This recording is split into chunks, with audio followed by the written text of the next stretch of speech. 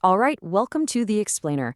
Today, we're diving headfirst into the soaring costs, the fierce historical rivalries, and the sheer unfiltered architectural drama that is driving the transformation of one of the most iconic sports venues on the planet, Barcelona's Camp Nou.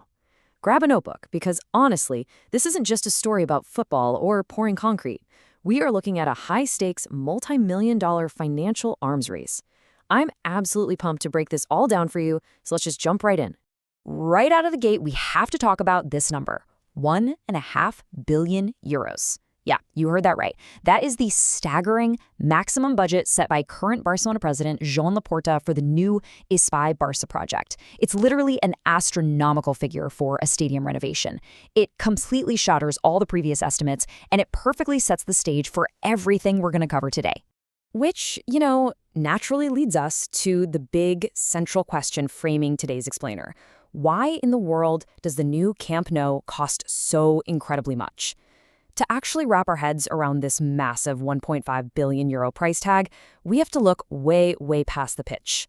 We're going to take a journey through a fascinating mix of shifting architectural trends, constantly changing club administrations, and of course, an intense, burning desire to outpace a certain bitter rival in the capital. So let's start with part one, decades of architectural failures. Because the thing is, this multi-billion euro plan didn't just magically appear out of thin air. It's actually the culmination of a multi-decade saga. Honestly, it's almost a curse at this point. It's a long history of modernization attempts that just couldn't get a shovel into the ground. It all starts way back in 1999, when then-President Núñez proposed a project called Barça 2000. Well, that got completely shot down by local residents and the city council. Then, fast forward to 2006, during Joan Laporta's first stint as president. He commissioned a 240 million euro project by the famed architect Norman Foster. Great, right? But wait, by 2010, Sandro Rosell takes over the presidency, completely scraps Foster's design, and pivots to a more economical remodel. Then finally, in 2016, his successor, Josep Maria Bartomeu, officially hands the transformation project over to the Japanese architectural firm Nikken Seki, locking in a budget of 600 million euros. And here is the truly mind-boggling part of all this. Those works that were officially announced back in 2016, they still haven't started. Despite endless planning and member votes and grand press announcements, the physical transformation of the stadium has been entirely stagnant for years. Which brings us to Section 2, Laporta vs. Bartomeu and their clashing visions. See, when Joan Laporta returned to the presidency, he didn't just inherit Bartomeu's delayed, stagnant project. He fundamentally disagreed with it. The contrast between their two visions is wild. Bartomeu's 2016 plan was, all things considered, relatively conservative. It was priced at 600 million euros, it proposed adding just one ring of VIP boxes by demolishing the first tier, and it kept the third tier symmetrical. Laporta's plan? Well, sources are calling it pharaonic. He adds a whopping 900 million euros to the budget, bringing the total to that 1.5 billion we talked about earlier. And why the huge jump? Because Laporta wants 2 VIP rings, and he wants to completely reimagine the upper echelons of the entire stadium. Now, to actually achieve this grand vision, Laporta's plan requires some incredibly aggressive architectural steps.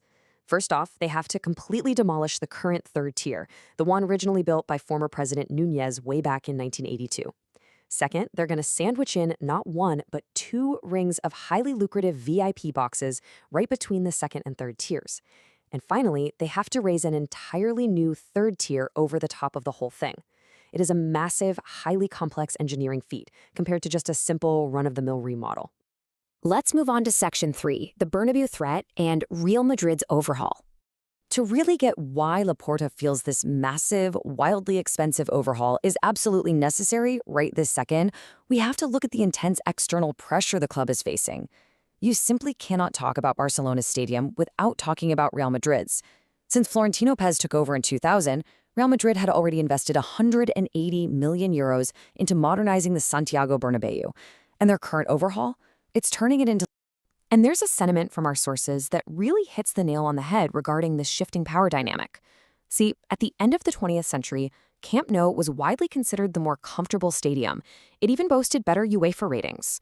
But today, the consensus is pretty clear. In the 21st century, the home of Real Madrid simply offers better services than the home of Barça. And for a club with Barcelona's immense pride and global stature, falling behind in infrastructure is a huge problem. And that leads perfectly into Section 4, the battle for VIPs and maximizing revenue. Because let's be real, better services isn't just about giving everyday fans a nicer, comfier seat. It's about maximizing the single most lucrative revenue stream in modern European football.